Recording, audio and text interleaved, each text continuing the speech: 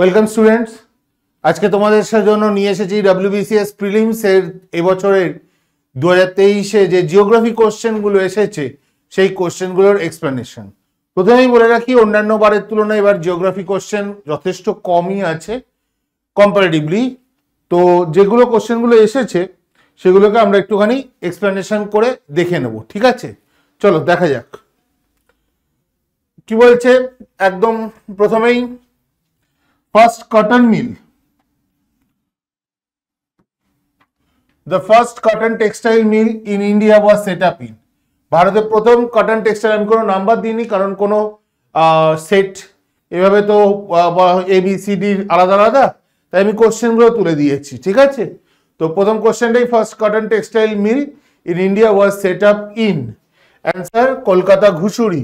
আমরা জানি কলকাতার ঘুষুরিতে এই প্রথম কটন টেক্সটাইল মিল ভারতের প্রিপেয়ার হচ্ছে, তৈরি হচ্ছে। নেক্সট, পরের question, the revolution related to increase production of eggs in India is. Egg বলেছে, এগ এর জন্য সিলভার রেভলিউশন। সিলভার রেভলিউশন আমরা সিলভার রেভলিউশনে দেখতে পাচ্ছি। হোয়াইট রেভলিউশনে আমাদের পরে মিল্ক, গোল্ডেন রেভলিউশনে পরে হচ্ছে ফ্রুটস, স্পেশালি অ্যাপেল, যে গোল্ডেন অ্যাপেল রয়েছে সেই গোল্ডেন অ্যাপেল। লিকুইড রেভলিউশন বলে অ্যাজ কিছু হয় না, লিকুইডের মধ্যে মিল্ক আসতে পারে, পেট্রোল কেমিক্যাল আসতে, পেট্রোলিয়াম আসতে পারে, এগুলো সবই, যদিও এটা সেভাবে কিছু প্রচলিত কোনো ব্যাপার নয়, এটা প্রচলিত কোনো ব্যাপার নয় এই লিকুইড প্রোডাকশন বা revolution. Next, the rainfall type that causes most deaths on Ladakh plateau. কোন কারণে সবচেয়ে বেশি এই লাদাখ প্লাটুতে মৃত্যু হয়েছে? That is cloud burst. Cloud বাস্টের কারণে আমরা লাদাখ প্লাটু বা এই ধরনের পার্বত্য অঞ্চলে, সাধারণত পার্বত্য অঞ্চলে এই ক্লাউড বাস্ট, যেমন তিস্তাতে হয়েছে যেটা সিকিমে ক্লাউড বাস্ট হওয়ার জন্য, যেমন উত্তরাখণ্ডে হয়েছে ক্লাউড বাস্ট হওয়ার জন্য। সাধারণত দেখা যায় পার্বত্য অঞ্চলে ক্লাউড বাস্ট হলে সেখানে প্রচুর পরিমাণে বৃষ্টিপাত উইদিন 2 or 3 days হয়, প্রায় সাদা পুরো ঝমঝমিয়ে বৃষ্টি সারাক্ষণ 48 ঘন্টা 72 ঘন্টা টানা মুষলধারে বৃষ্টি, মুষলধারে সাদা, মানে দেখায় দৃশ্যমানতা কমে যায় এমন অবস্থা হয়। তো সেটাকে বলা হচ্ছে ক্লাউড বাস্ট। কারণ কি হয়, এটা সাধারণভাবে একটু হিলি এরিয়াতে হয়। ক্লাউড বাস্ট আমরা সমভূমি অঞ্চলে সেভাবে দেখতে পাই না। Cloud burst always related to the hilly areas. কি হয় যে অ্যাকচুয়ালি ধরো এই যে পার্বত্য অঞ্চল, এইবার এয়ার মাসটা খুব তাড়াতাড়ি অ্যাসেন্ড করে ক্লাউড ফর্ম করছে, খুব দ্রুত ক্লাউড ফর্ম করছে। এবার দেখা যায় অনেক সময় এই ক্লাউড ফর্মেশনটা অত্যন্ত দ্রুত এবং ভার্টিক্যাল ক্লাউড ফর্মেশন করে। ফাস্ট, দ্রুত অ্যান্ড ভার্টিক্যাল, ভার্টিক্যাল মানে উলম্ব ক্লাউড ফর্মেশন।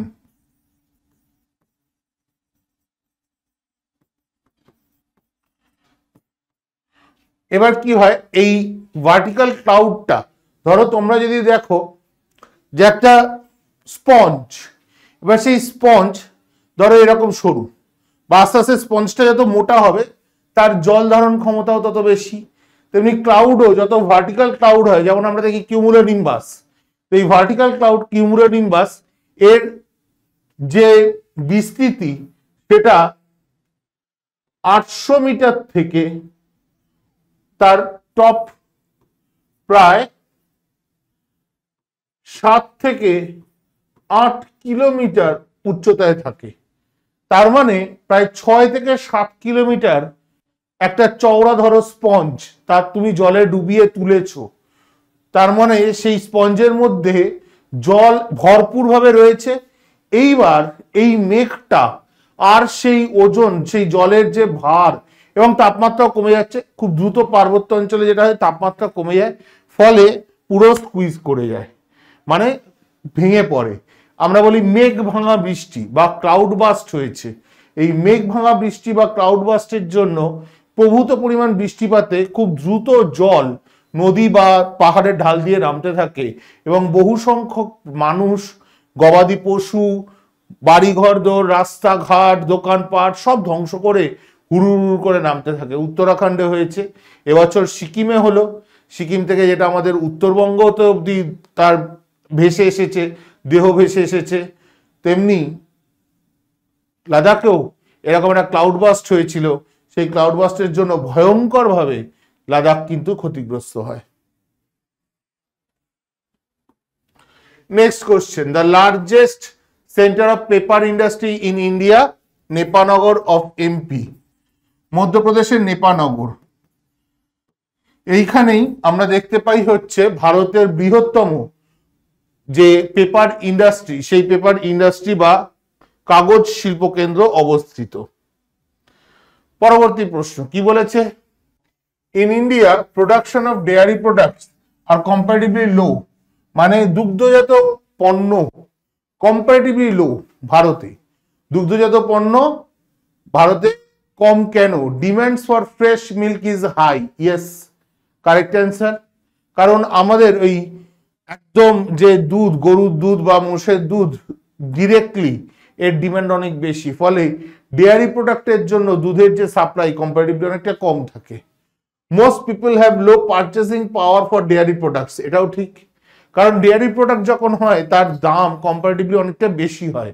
ধরো যে ডেয়ারি প্রোডাক্টগুলো রয়েছে, আইসক্রিম হয় বা প্যাকেট দুধ হয়, কনডেন্সড মিল্ক হয়, এই ধরনের যেগুলো জিনিসগুলো রয়েছে, স্বাভাবিক কারণে এগুলোর দাম অনেক বেশি প্রসেস করার পরে।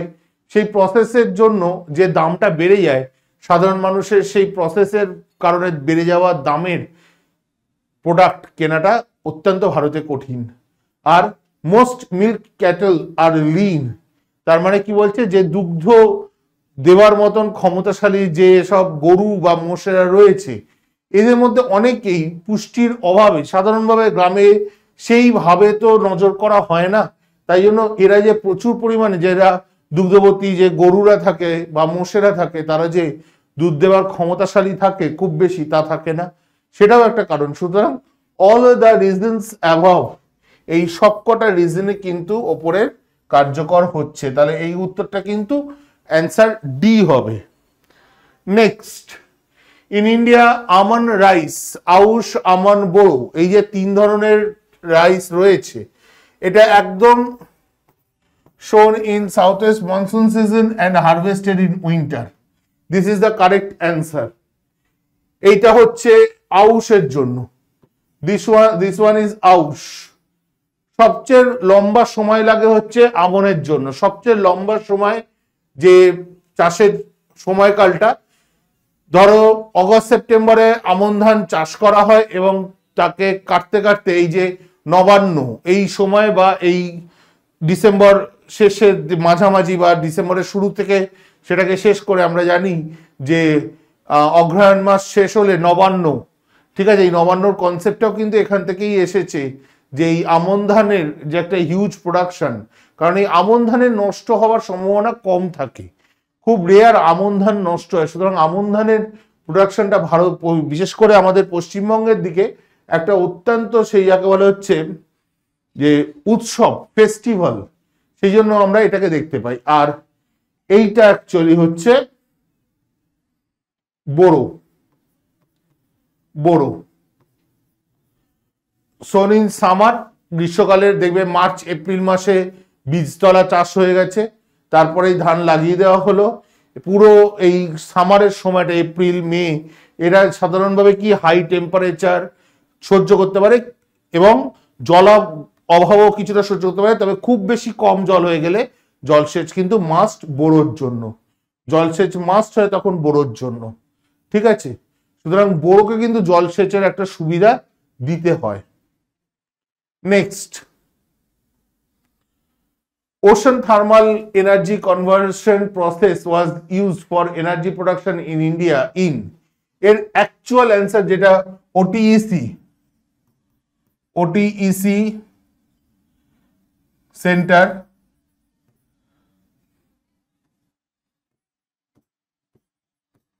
অ্যাকচুয়ালি এটা হচ্ছে কাভারাত্তি, ভারতের কাভারাত্তি অফ লাক্ষদ্বীপ।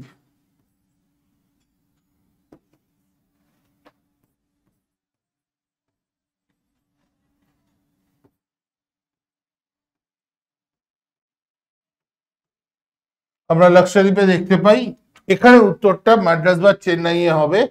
যে অ্যাকচুয়ালি যদি ওশানিক টেম্পারেচার বেশি না থাকে, মানে সমুদ্র জলের উষ্ণতা বেশি না থাকে, তাহলে কিন্তু ওটিইসি করা যায় না। সেই জন্য সমুদ্র জলের উষ্ণতা সাধারণত বেশি থাকে হচ্ছে ইকুয়েটোরিয়াল রিজিয়নের কাছে, যেটা আমরা ক্রান্তীয় অঞ্চল বা নিরক্ষীয় অঞ্চল দেখছি সেখানে। এখানে কিন্তু অ্যান্সার অ্যাকচুয়াল কিন্তু এটা। তো এই চারটে অপশনের মধ্যে আমরা ম্যাড্রাসে একটা প্রপোজ দেখেছিলাম, এবং এখানে ওটিইসি ভারতের তার একটা গবেষণা কেন্দ্রও আছে। সুতরাং পারফেক্ট অ্যান্সার বা পারফেক্ট অপশনটা এখানে না থাকলেও আমরা ওই যেহেতু গবেষণাগার এবং একটা প্রপোজাল ছিল সেই জায়গা থেকে আমরা ম্যাড্রাসটাকে অ্যান্সার হিসেবে নিচ্ছি। Next, the Rourkela iron and still plant is located in. এইখানে একটা বলার বিষয় যে উত্তরটা কিন্তু হচ্ছে আয়রন ওর মাইনিং এরিয়া, এটা নর্মাল। এইবার ঘটনা হচ্ছে এটা পিএসসি, তো পিএসসি আলটিমেটলি কোথায় দাঁড়াবে গিয়ে জায়গায় এর বলা খুবই কঠিন কাজ, যদিও তবুও বিষয়টা রাউরকেলা স্টিল প্লান্টের একটাই ব্যাপার হয়, ম্যাক্সিমাম স্টিল প্লান্ট কিন্তু গড়ে ওঠে coal and mining area, coal mining area. এটা হচ্ছে ফার্স্ট প্রেফারেন্স থাকে for any iron and steel industry.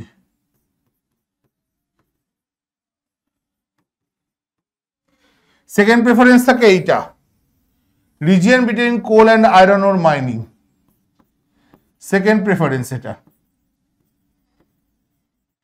এই প্রেফারেন্স গুলো কেন এরকম কেন, তার কারণ হচ্ছে যে কোলের যে ব্যবহার কোনো স্টিল প্লান্টে বা আয়রন স্টিল প্লান্টে, কোলের যে ব্যবহার রয়েছে, অর্থাৎ কোল দেওয়া সেটা সম্পূর্ণভাবে জ্বালানি হিসাবে, তার যে জ্বালানির প্রয়োজন সেইখানে, সেই জন্য কোল দেওয়া।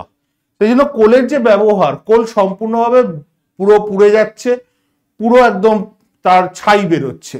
সুতরাং কোলের কোনো কিন্তু production actually iron and steel মাইনের যে টোটাল প্রোডাকশন সেখানে কোলের কোনো প্রভাব নেই।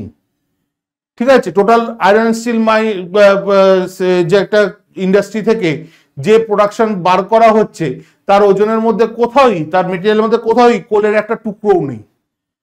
কিন্তু কোল কেন এত গুরুত্বপূর্ণ, কারণ কোল তার জ্বালানি, ওই যে লোহাটা তাকে যখন গলানো হয় তার পুরো হিটটা এই কোল দেয়।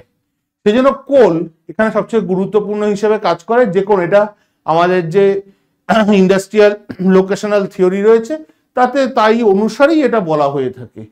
কিন্তু রাউরকেলা স্টিল প্ল্যান্ট হচ্ছে একটা এক্সেপশন ভারতের, তথা একটা এক্সেপশন হচ্ছে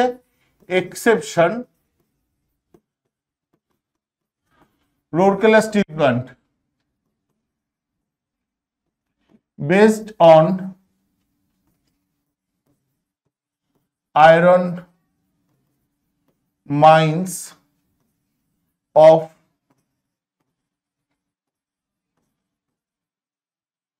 Sundargarh district of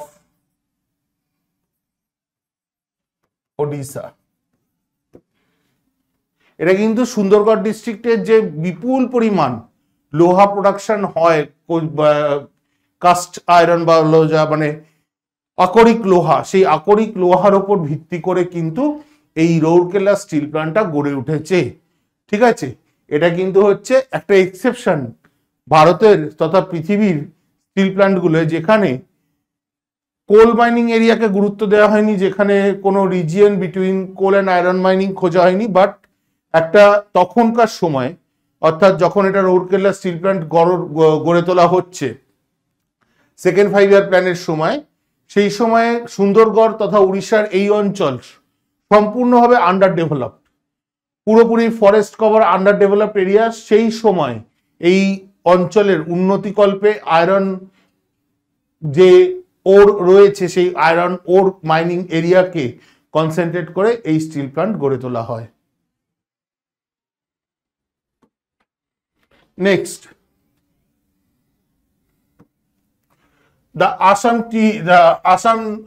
in Assam the tea research center is at, এটা ভারতের ক্ষেত্রেও Jorhat, Tocklai of Jorhat, central T research institute. এটা এই জোরহাটের টোকলাই বলে জায়গাটায় আমরা দেখতে পাচ্ছি যে কেন্দ্রীয় চা গবেষণাগারটি অবস্থিত। Next, in India centre for coffee research is Chikmagalur, Indian coffee research institute, Indian coffee research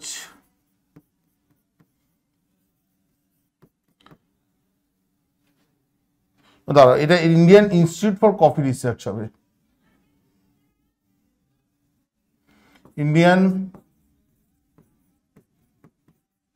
institute for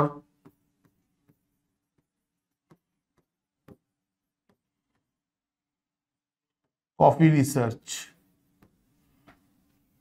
তো চিকমাগালুর অফ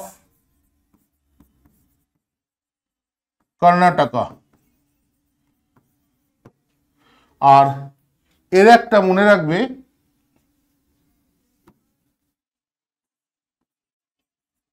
সাব और জোনাল হেডকোয়ার্টার্স রয়েছে হচ্ছে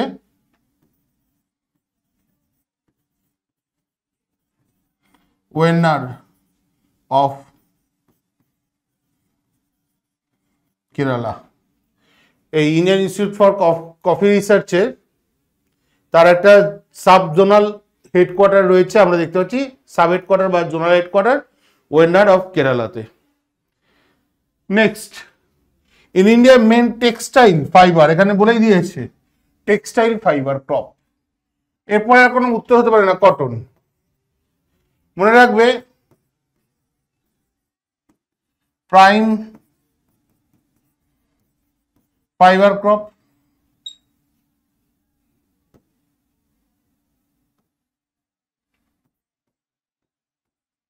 এবং ভারতের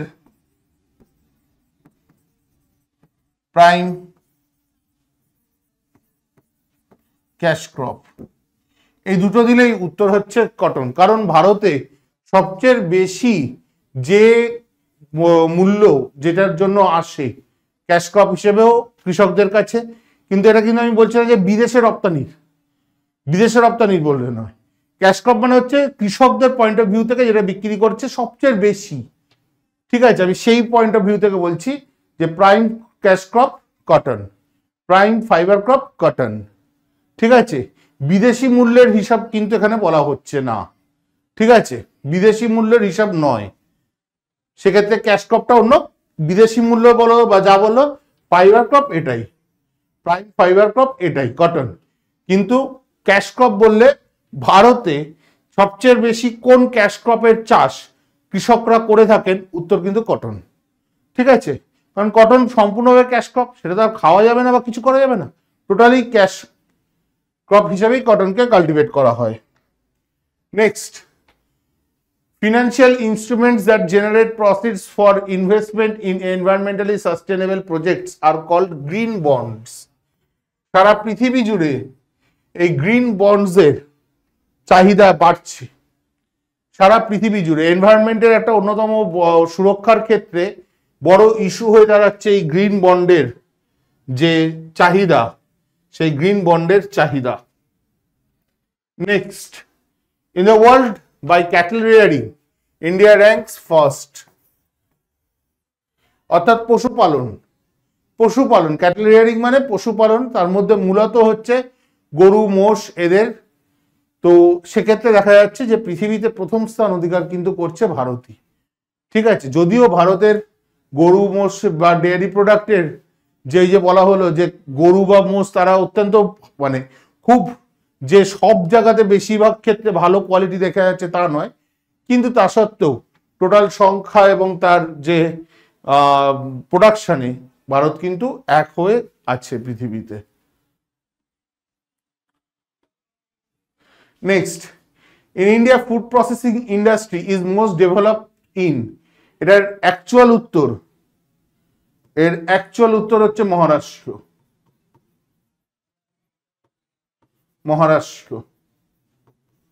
সব মিলিয়ে মহারাষ্ট্র প্রথম স্থান অধিকার করে। ঠিক আছে, সব মিলিয়ে এইবার কথা হচ্ছে ফুড প্রসেসিং ইন্ডাস্ট্রি বিভিন্ন ভাবে হয়। যেমন ফুড প্রসেসিং ইন্ডাস্ট্রির মধ্যে ডেয়ারি প্রসেস, এই যে তোমরা ডেয়ারি প্রোডাক্ট বললে, এই ডেয়ারি প্রোডাক্টের ক্ষেত্রে এটাও ফুড প্রসেসিং ইন্ডাস্ট্রি। ফ্রুটস এটাও, মিট এটাও, ফিশ এটাও, ক্রপস বিভিন্ন ধরনের সেগুলো, এরা সবাই হচ্ছে ফুড প্রসেসিং ইন্ডাস্ট্রির মধ্যে পড়ে। এইবার ঘটনা হচ্ছে প্রথম স্থানে যে রয়েছে তাকে এখানে দেওয়া নেই, অর্থাৎ মহারাষ্ট্র এখানে নেই। তাহলে কি হতে পারে যদি মহারাষ্ট্র দেওয়া নেই? এবার তাহলে কিন্তু হতে পারে সেটা হচ্ছে পিএসসি অ্যাট ইটস ওন, মানে পিএসসি যেটা নিজে ঠিক মনে করবে সেই রকমই জায়গায় যাবে। যেমন এখানকার মধ্যে অনেকগুলো ক্রাইটেরিয়ায় পশ্চিমবঙ্গ 2 বা 3-এর মধ্যে রয়েছে। যেমন হচ্ছে মিট প্রোডাকশন, যেমন হচ্ছে ফিশ প্রোডাকশন, যেমন হচ্ছে ফ্রুটস প্রোডাকশন, যেমন হচ্ছে ক্রপ প্রোডাকশন। আবার পাল্লা দেওয়ার জন্য ইনিও রয়েছেন। এনার আবার যেমন এই ফিশ প্রোডাকশনে ভারতের ডেয়ারি প্রোডাক্টসে এই ফুড প্রসেসিং এ অন্ধ্রপ্রদেশ 1-এ আছে। তো এবার এটা পিএসসির উপর নির্ভর করে, যেহেতু প্রথম স্থান নেই, দ্বিতীয় মানে এইখান থেকে উত্তর কাকে নেবে সেটা কিন্তু বলা খুব মুশকিল। কারণ ফুড প্রসেসিং এ যখন তোমাকে শুধু ফুড প্রসেসিং ইন্ডাস্ট্রি বলছে তখন এই সব কটাই ক্রাইটেরিয়া ঢুকে যাবে। সুতরাং এই প্রশ্নের উত্তর কিন্তু সঠিকভাবে মানে কোনো অ্যানালিসিসেই সঠিক করা খুবই কঠিন কাজ। দেখো কি উত্তর হয় এটা। তবে ওয়েস্ট বেঙ্গল এবং অন্ধ্রপ্রদেশ এই দুয়ের মধ্যে থাকার সম্ভাবনাই বেশি, বাকিদের ক্ষেত্রে অতটা সম্ভাবনা নেই। তবুও পিএসসি জানে এই প্রশ্নের উত্তর। নেক্সট, মানে অপারগতা, মানে এখানে অপারগতা না বলে কোনো মানে ইয়ে নেই। আমি একটা উত্তর অন্ধ্রপ্রদেশ বলে দেবো বা পশ্চিমবঙ্গ বলে দেবো, এইভাবে বলাটা বোধহয় ঠিক হবে না। তার কারণ সেক্ষেত্রে তোমাদের মধ্যে একটা না, যে যারা এই অ্যান্সারগুলোকে ফলো করছো তাদের কাছে একটা ভুল মেসেজ যেতে পারে। In India the first paper mill was set up in West Bengal at আমাদের শ্রীরামপুর। ঠিক আছে, 1832 বলা হয়ে থাকে, সাধারণভাবে বলা হয় 1832-এ। ঠিক আছে, শ্রীরামপুর। এবার এর সালটা নিয়ে বেশ কিছু ডান্দিক বান্দিকের সমস্যা রয়েছে। মোরাললেস 1832-এ আমরা দেখতে পাচ্ছি শ্রীরামপুরে পেপার মিলটা। আচ্ছা, meaning of man land ratio. কোনো একটা দেশের বা কোনো একটা জায়গার, যে কোনো একটা জায়গা হতে পারে, যে কোনো রাজ্যের হতে পারে, যে কোনো জেলার হতে পারে, যে কোনো দেশের হতে পারে। এই ম্যানল্যান্ড রেশিও এই কথাটা বলতে আমরা যেটা বুঝি সেটা হচ্ছে the ratio between the total population and the actual utilization of land in a country. এই জিনিসটা অর্থাৎ ইউটিলাইজ হচ্ছে, ঠিক আছে, টোটাল ল্যান্ড আর টোটাল পপুলেশনের মধ্যে কিন্তু কখনোই হবে না।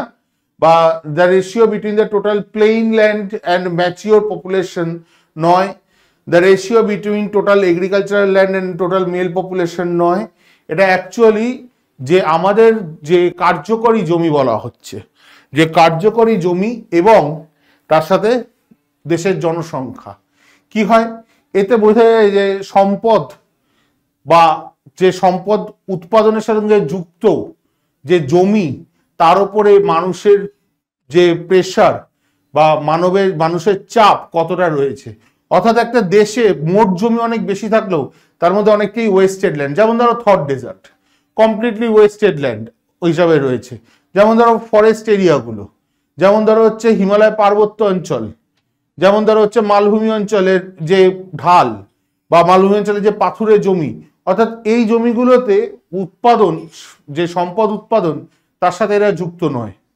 তাহলে কি ঘটনা ঘটছে? তাহলে ঘটনাটা যেটা ঘটছে যে সম্পদ উৎপাদন যে অঞ্চলের মধ্যে, যে জমির মধ্যে টোটাল হচ্ছে, সেই জমির মোট যে আয়তন সেটাকে নিতে হবে এবং তোমার দেশের মোট জনসংখ্যা, তাহলে দেশের মোট জনসংখ্যার যে টোটাল যে সম্পদের আহরণ সেটা ওই জমি থেকেই হচ্ছে, বাকি যেগুলো ওয়েস্টেড ল্যান্ড হিসেবে রয়েছে তার থেকে হচ্ছে না।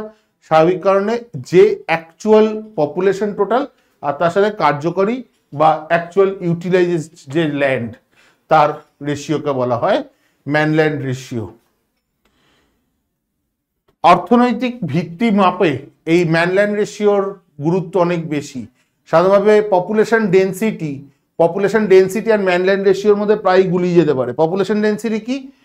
টোটাল এরিয়া আর টোটাল পপুলেশন, তার যে রেশিও সেটা হচ্ছে পপুলেশন ডেন্সিটি, যে total population by total area of the country বা অফ দ্য স্টেট বা অফ দ্য ডিস্ট্রিক্ট বা অফ দ্য সিটি বা অফ দ্য এরিয়া, যেখানকার যে টোটাল এরিয়াটা রয়েছে তাই নিয়েই দেখা হলো। এবার সেই জন্য কি হলো, আমরা জেলা ভিত্তিক পপুলেশন ডেন্সিটি বার করতে পারি, আমরা রাজ্য ভিত্তিক পপুলেশন ডেন্সিটি বার করতে পারি, আমরা রাষ্ট্রভিত্তিক পপুলেশন ডেন্সিটি বার করতে পারি, কিন্তু পপুলেশন ডেন্সিটির অর্থনৈতিক কোনো প্রভাব নেই।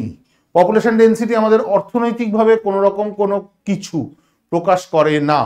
তাহলে অর্থনৈতিক যে পরিস্থিতি বা অর্থনৈতিক যে মাপকাঠি, এক্ষেত্রে কিটাকে প্রমাণিত কি থেকে দেখা যেতে পারে না, এই কার্যকরী মানুষ জমি অনুপাত থেকে, বা এই যে total population ratio with total actual utilized যে ল্যান্ড, সেই মানে সম্পদ উৎপাদনক্ষম যে জমি।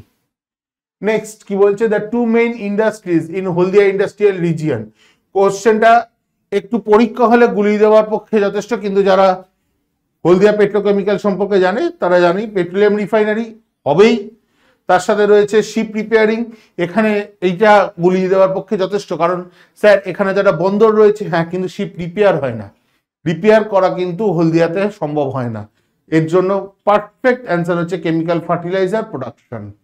তাহলে পেট্রোলিয়াম রিফাইনারি এবং কেমিক্যাল ফার্টিলাইজার প্রোডাকশন, যে পেট্রোলিয়াম রিফাইন হচ্ছে তার বাই প্রোডাক্ট থেকে কেমিক্যাল ফার্টিলাইজার তৈরি হওয়া, এটা আমরা হলদিয়া ইন্ডাস্ট্রিয়াল রিজিয়নের দুটো মেইন ইন্ডাস্ট্রি হিসেবে দেখতে পাচ্ছি, two main industries. Next, in India the state with highest yield of pulse per hectare. এখন টোটাল প্রোডাকশনে রাজস্থান কিছুটা এগিয়ে গেছে মধ্যপ্রদেশের থেকে, যদিও এটা সরকারিভাবে নয়, সরকারিভাবে এখন অব্দি মধ্যপ্রদেশ, কারণ লাস্ট যেটা আসেনি, কিন্তু প্রশ্নটা টোটাল প্রোডাকশনে দেয়নি,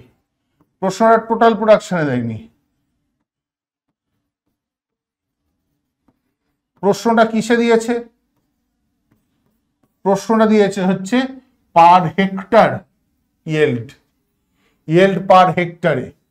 এইখানে কিন্তু একটা বড় সমস্যা, ইয়েল্ড পার হেক্টর যার ডেটা পাওয়া যাচ্ছে তাতে কিন্তু এমপি প্রথম স্থানে রয়েছে। এখানে কিন্তু এখনো অব্দি ইয়েল্ড পার হেক্টরের যে ডেটা লাস্ট আছে তাতে কিন্তু কোনো রকম কোনো ডান দিক বাঁ দিক কিছু নেই। এবার ঘটনা হচ্ছে এই প্রশ্নগুলোর, আমি বারবার বলি, পড়াবার সময়ও বলি, যে পিএসসির এই প্রশ্নগুলো বড্ড ব্যর্থ। মানে এই কোশ্চেনটাই যদি সেন্ট্রাল থেকে আসতো তাহলে মাস্ট একটা জিনিস থাকতো, সেটা হচ্ছে মেনশন অফ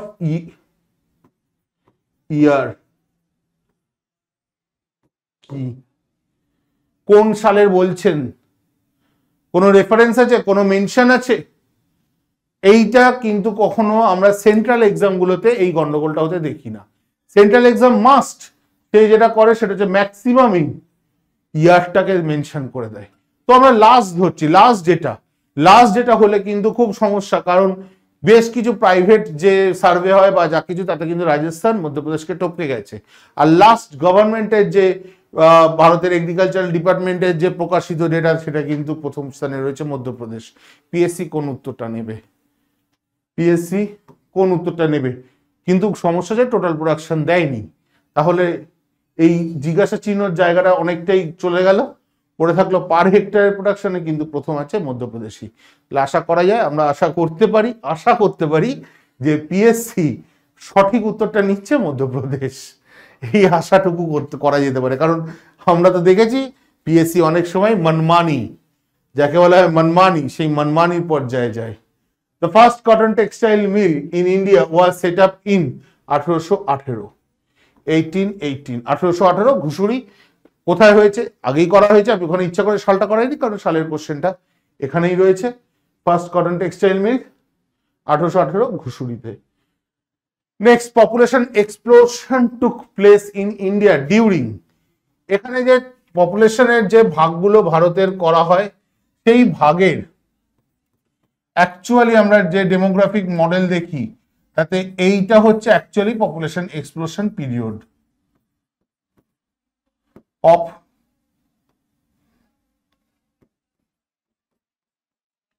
এক্সপ্লোশন পিরিয়ড। এবার ঘটনা হচ্ছে যে এখানে তো স্যার প্রশ্নটা তো আমাদের দেখা যাচ্ছে যে তাহলে 71 থেকে 91ও রয়েছে, 61 থেকে 81ও রয়েছে। তাহলে 61 থেকে 91 এর তো পুরো ব্যাপারটা এখানে ঢুকে গেল। তাহলে কি হবে? এই আবার সেই পিএসসি। তার মধ্যে আমার ব্যক্তিগত মতামত 71 থেকে 91, কারণ 1981 to 91 হাইয়েস্ট পপুলেশন গ্রোথ ভারতের ইতিহাসে, সবচেয়ে বেশি পপুলেশন বৃদ্ধি পেয়েছে এই ফেজে 81 থেকে 91-এ। 90s কিডস, ঠিক আছে, মানে অর্থাৎ যারা এই সময়কালে জন্মেছে তারা হচ্ছে 90, এই যে কথা এখন উঠে এসেছে 90s কিডস। অনেক সময় দেখি অবশ্য 94 95 সালে যারা জন্মেছে তারাও নিজেদেরকে 90s কিডস, কারণ তাদের দাবি হচ্ছে আমরা তো 97 98 কিডস পর্যায়ে চলে গেছি, বেবি থেকে কিডসে। তো বেবি থেকে কিডসে হয়ে গেল 3-4 বছর বয়সে বোঝার ব্যাপারটা খুব কম থাকে। তো সেই হিসাবে অ্যাকচুয়ালি 90s কিডস হচ্ছে তারা যারা এই ফেজটাতে জন্মেছে, তারা হচ্ছে অ্যাকচুয়াল 90s কিডস। কিডস থেকে আস্তে আস্তে আস্তে আস্তে তারা ম্যাচিওর হচ্ছে। তো 92 93 94 অব্দি ঠিক আছে, 95 96 থেকে যারা জন্মেছে তারা ঠিক 90s কিডস নয়, তারা 90s বেবি, ঠিক আছে। তো এই ফেজটাতে ভারতে পপুলেশন গ্রোথ হচ্ছে হাইয়েস্ট। এটা বলার কারণ তোমাদের মনে রাখার জন্য, আমার এই নিয়ে কোনো বিতর্কর কোনো ব্যাপার নেই, কোনো বিতর্ক করবার নেই। যে যেমন, যার যেমন, সে তেমন বললে আনন্দ পাবে। কিন্তু আমি তোমাদেরকে হিট করবার জন্য, মাইন্ডে মনে রাখবার জন্য এই থিওরিটা বললাম যে 90s কিডস মনে রাখবে, এটা হচ্ছে হাইয়েস্ট পপুলেশন গ্রোথ ডিকেড। সেই জন্য আমরা যদি পারফেক্ট অ্যান্সারটা বলি তাহলে কিন্তু 71 থেকে 91-এ ভারতের পপুলেশন যে বিস্ফোরণ, জনবিস্ফোরণ প্রকৃত অর্থে, সেটা ঘটছে। 91-এর পরের যে সময়কাল সেখানে আস্তে আস্তে আমরা দেখতে পাচ্ছি ডিমিনিশিং গ্রোথ রেট, অর্থাৎ গ্রোথ রেটটা কমছে, অর্থাৎ পপুলেশন এক্সপ্লোশনের জায়গা থেকে আস্তে আস্তে আস্তে আস্তে গ্রোথ রেটটা কমে তার একটা ডাউনফল হচ্ছে। গড নোজ এই ডাউনফল যত তাড়াতাড়ি নেমে যায়, যত তাড়াতাড়ি শূন্যের কাছাকাছি চলে যায়, সবচেয়ে ভালো। Next, forest having no free entry by people in India. শেষ কিছুদিন ধরে এই প্রশ্নটার ওপরে চর্চা মারাত্মক হচ্ছে। আমরা যেটুকু যা জানতে পারছি বা যেটুকু যা জানছি, এই প্রশ্নটার উপরে চর্চা প্রচুর হচ্ছে এবং অনেকেই তারা বলছেন স্যার বা ম্যাডাম এই উত্তরটা কিন্তু এইটা হওয়া উচিত। Reserve forest, forest have no free entry by people in India, no free entry. তাহলে ন্যাশনাল পার্কে ফ্রি এন্ট্রি আছে যদি এটা উত্তর হয়? কনফার্ম, যেটাতে কনফার্ম কোন রকম কোনো ফ্রি এন্ট্রি নেই সেটা হচ্ছে এইটা কনফার্ম, কোনো ফ্রি এন্ট্রি নেই, হতে পারবে না। তুমি উইদাউট পারমিশন তুমি কোনোভাবে ঢুকতে পারবে না, পা রাখতে পারবে না, এবং পা রাখলে যদি তোমাকে অ্যারেস্ট তো করতে পারা যায়, গুলি অবধি করে দেওয়া যায়। That is national park. National পার্কের যে বাউন্ডারি বা ন্যাশনাল পার্কের যে এরিয়া তার ধারে কাছে তুমি পা অবধি রাখতে পারবে না ন্যাশনাল পার্কের এরিয়ার মধ্যে without any permission of government. Reserve forest বা ওয়াইল্ড লাইফ স্যাংচুয়ারি, তাহলে একেও করতে হবে, তাহলে একেও করতে হবে। হ্যাঁ, প্রশ্নটা যদি এই নোটা না থাকতো তাহলে কনফার্ম উত্তর প্রোটেক্টেড ফরেস্ট, যেখানে এন্ট্রির কোনো সমস্যা নেই। কিন্তু রিজার্ভ ফরেস্ট বা ওয়াইল্ড লাইফ স্যাংচুয়ারিতে যদি মানে এন্ট্রি অ্যাকচুয়ালি বলা হচ্ছে কি, রিজার্ভ ফরেস্ট বা ওয়াইল্ড লাইফ স্যাংচুয়ারি থেকে বলা হচ্ছে যে উইদাউট পারমিশন কোন রকম কোনো কাঠ বা কোনো কিছু বা কোনো ফরেস্ট প্রোডাক্ট কেউ আহরণ করতে পারবে না। যদি তোমাকে কাঠ বা এরকম কিছু নিয়ে আসতে হয়, ফরেস্ট প্রোডাক্ট নিয়ে আসতে হয়, you have to take the permission from the government. যে গভর্নমেন্ট অথরিটি বা ফরেস্ট অথরিটি ওখানে রয়েছে তার কাছ থেকে তোমাকে পারমিশন নিয়ে তোমাকে এই রিজার্ভ ফরেস্ট বা ওয়াইল্ড লাইফ স্যাংচুয়ারিতে যেতে হবে। ফ্রি এন্ট্রি একেবারে নেই, কোন রকম কোনো এন্ট্রি নেই। দ্যাট ইজ ন্যাশনাল পার্ক, কোনোভাবে দেওয়া যাবে না। এবার তোমাকে যদি যেতে হয় পারমিশন নিয়ে যেতে হবে। তুমি কি পারপাসে যাচ্ছ, কোন পারপাসে তুমি যাচ্ছ? রিজার্ভ ফরেস্টের মধ্যে তুমি কোনো ফরেস্ট প্রোডাক্ট কিছু তোলোনি, কিচ্ছু যা হাঁটতে হাঁটতে গেছো, হাঁটতে হাঁটতে ফিরে এসেছো, তোমাকে ডিস্টার্ব করা হবে না, তোমাকে অ্যারেস্ট করা হবে না। তুমি তোমার সাথে কোন রকম কোনো প্রোডাক্ট নিয়ে বেরোচ্ছ না বা যাচ্ছ না, বেরোচ্ছ না, কোনো পিকনিকও করতে যাচ্ছ না, আবার তুমি ওখান থেকে কাঠকুট এই মধু ফধু তুলে নিয়ে চলে আসছো, সেটাও চলবে না। তার জন্য তোমার পারমিশনটা লাগবে, same as wild life sanctuary. কিন্তু ন্যাশনাল পার্ক তুমি যদি পা দাও ইউল বি অ্যারেস্টেড। আমি বলছি না যদি রিজার্ভ ফরেস্ট অ্যান্সার হয়, ন্যাশনাল পার্ক অ্যান্সার নয়। এখানে কি বলেছে যে সবচেয়ে লোয়েস্ট লেভেলে কোথায় you don't have any free entry? এখানে কি বলেছে? The lowest level of the forest you have no free entry বলা আছে। যে লোয়েস্ট লেভেলে রিজার্ভ ফরেস্ট, তাই জন্য লোয়েস্ট লেভেলটাকে আমরা ধরছি। সবচেয়ে প্রথমে তো রিজার্ভ ফরেস্টেই আমরা ঢুকতে পারবো না, ঢুকতে পারবো কি পারবো না সে পরের issue.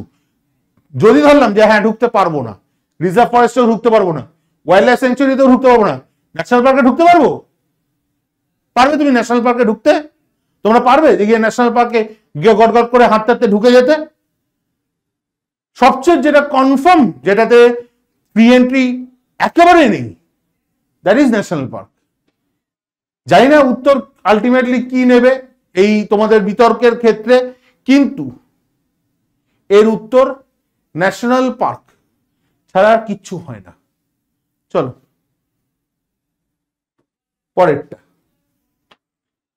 Eastern Himalayas of India is known for the fruit cultivation of, এখানেও একটা বিতর্ক উঠেছে। That is Indian olives and oranges.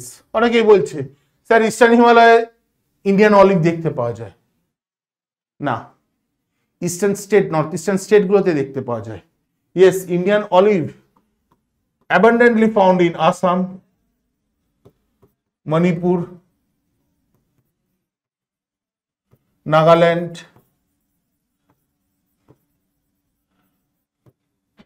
Arunachal Pradesh. কিন্তু কোথায়, এদের কোথায় পাওয়া যায়? পাওয়া যায় এদের নিচু অঞ্চলে, এদের নিচু অঞ্চলে, হিমালয়ের অঞ্চলে নয়, পার্বত্য অঞ্চলে নয়। পার্বত্য অঞ্চলে ওয়াইডলি অ্যাবান্ডেন্ট যেটা সেটা হচ্ছে অরেঞ্জ। পার্বত্য অঞ্চলে এই আমাদের পুরো দার্জিলিং এই অঞ্চল থেকে ইস্টার্ন হিমালয়ে অরেঞ্জ পাওয়াটা অনেক বেশি সুবিধাজনক। গড নোজ, আমি আবারও বলছি, জিজ্ঞাসা চিহ্ন যে ইন্ডিয়ান অলিভস না অরেঞ্জ। তবে হিমালয় যেহেতু বলেছে ইস্টার্ন হিমালয় মানে পার্বত্য অঞ্চলে উঠতে হচ্ছে তোমাকে, সেক্ষেত্রে উত্তরটা অরেঞ্জ হওয়াটাই কোয়াইট ন্যাচারাল বা স্বাভাবিক। দ্য ডায়মন্ড কোয়াড্রিল্যাটারাল, যে কোয়াড্রিল্যাটারাল রয়েছে কি কি? Delhi, Mumbai, Chennai, Kolkata by fast road, দ্রুত রোড সার্ভিসে। তাহলে এখানে ডায়মন্ড যুক্ত করে দিয়ে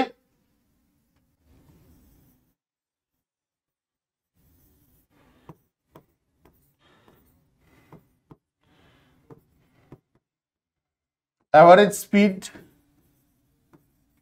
of train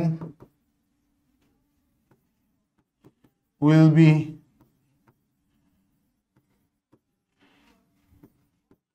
more than 250 kilometre per hour ভবিষ্যতের জন্য। পার আওয়ার 250 ঘন্টারও বেশি, 250 কিলোমিটার প্রতি ঘন্টা, তার চেয়েও বেশি গতিতে যে যুক্ত করার এই শহর চারটেকে পরিকল্পনা, তাকে বলা হচ্ছে ডায়মন্ড কোয়াড্রিল্যাটারাল।